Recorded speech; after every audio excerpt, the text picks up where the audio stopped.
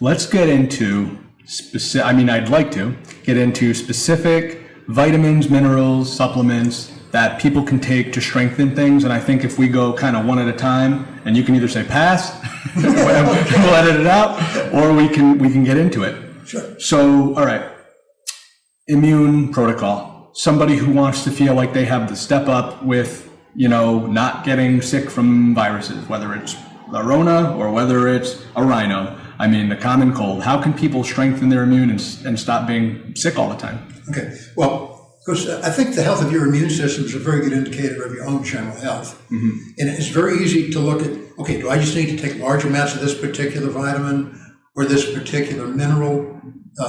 Understand, all of these things interact. And very often when they test vitamins, whoever they are, pharmaceutical companies, if they fund a study, mm-hmm. they're trying to fund failure. Yeah. They're not going to say, oh, you don't need our drug anymore, just take large amounts of vitamin A. These all work together as a team. And if you just test them individually, it's like putting the best quarterback in the world out on the field without any of his defenders. You get flattened every time. It's like when you drive your car up to a store. Well, what is the active ingredient in that car that got you there? Is it the tires or the steering wheel? Just try to drive a steering wheel. This all works together as a team. So, each of these nutrients does have a function. Mm-hmm. Vitamin A is absolutely crucial for night vision. If you don't have enough vitamin A, you don't form something in your eyes called rhodopsin, also called visual purple. You'll have lots of trouble with night vision. It'll take forever for your eyes to adjust and to walk into a relatively dark room. Mm-hmm. But if you're low on zinc, your body can't activate the vitamin A. But if you have zinc and you don't have enough B6, see, it all ties together. That's the advantage of eating foods. Yeah. I'm a nutrition consultant. I'm also in the food supplement business. But supplements are strictly that. They're supplements to good food, not substitutes for it. Mm-hmm. And I think it's important to realize that. One of the things that gets this old guy's blood pressure and blood boiling is when I see things that say, well, we tried vitamins and they didn't work.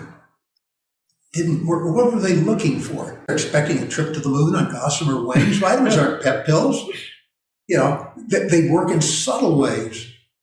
Like vitamin A, again, you can have poor night vision. You can have skin issues. You're going to be more prone to respiratory tract infections. Did I hear vitamin A for wound healing as well? Oh, yeah, very important for wound healing. It's epithelial, skin health. Only topically or when ingested orally? Well, no, I guess you could apply this vitamin A and D oil. Lotion is a very famous old drugstore remedy, but you've got to take it internally. Okay. Because skin still has and always will grow from the inside out. Mm-hmm. So if you're looking for healthy skin, it's got to be what you take internally. The health of your intestine reflects very well in the lining of your skin. So if you have poor intestinal health, it's going to be difficult to have a rosy, glowing, healthy complexion. Mm-hmm. But again, then the B vitamins. People debate how many B vitamins there are. Some say 9, some say 11. They ideally should come from food.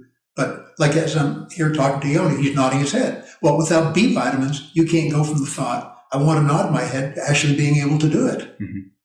They help form what are called your neurotransmitters. You have excitatory neurotransmitters like the accelerator in your car, or you have inhibitory neurotransmitters, which are like the brakes. If you're low on B vitamins, you're not going to form them correctly. Right. If you eat a piece of our grass-fed or organic beef, well, how does that protein from that animal become part of your bicep? Well, without B vitamins, the message can't get from your DNA to your RNA to go out and gather the proper amino acids to form that muscle. So if folks are trying to solve their health issues by getting a multivitamin, it's what I call a great landing at the wrong airport. Mm-hmm. Because we can't get what we need just through supplements. And I'm in the supplement business. But there's supplements to good food, not substitutes for it. Mm-hmm. Now, talking about the common cold, nasal allergies, there is one interesting thing I ran into about a year ago that can be surprisingly effective. Although I must say, if you want to try it, ask your physician first. I must kneel low to the physician. They do a lot of wonderful things, but nutrition is not their long suit. There's a specific type of zinc that comes in a lozenge that is of a size that looks like a monument in honor of a mineral rather than the mineral itself. That is what they call zinc acetate.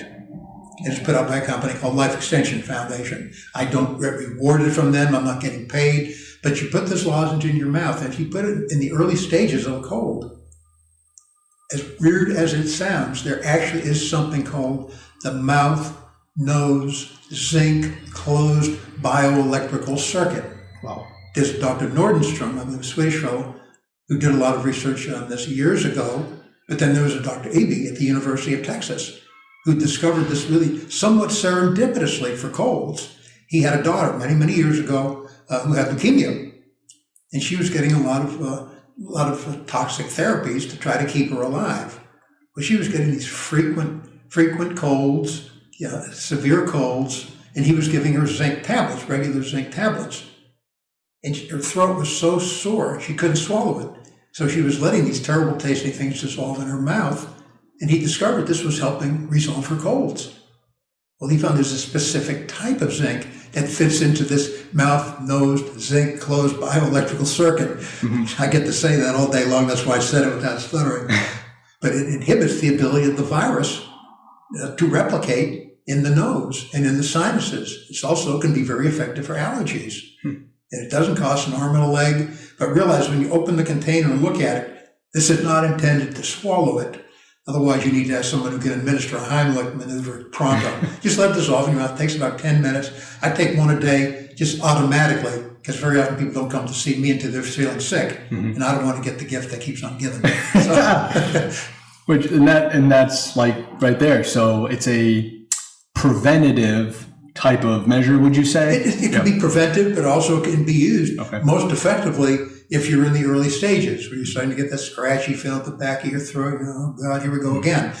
So you feel it coming on. Okay. Take it. It's zinc. It's an essential nutrient. All right. And unless you take goofy, loony amounts, you're going to be fine. Well, gluconate, zinc methionine. Zinc methionate is a very good one. Yep. Zinc sulfate I wouldn't use because it can cause nausea. Quite often it needs to be taken with food. But taking zinc internally for the things that zinc does, you don't have to use the acetate.